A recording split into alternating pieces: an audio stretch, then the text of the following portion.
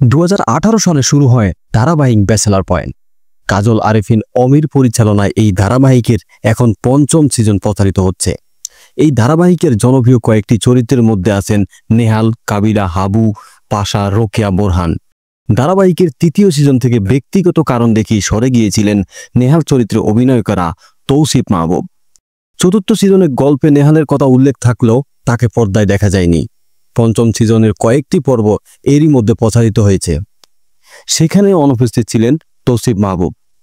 মঙ্গলবার ঢাকার একটি 5 তারকা হোটেলে জমকালো অনুষ্ঠানের মাধ্যমে জানানো হয় নেহাল চরিত্রটি আবার পর্দায় ফিরছে।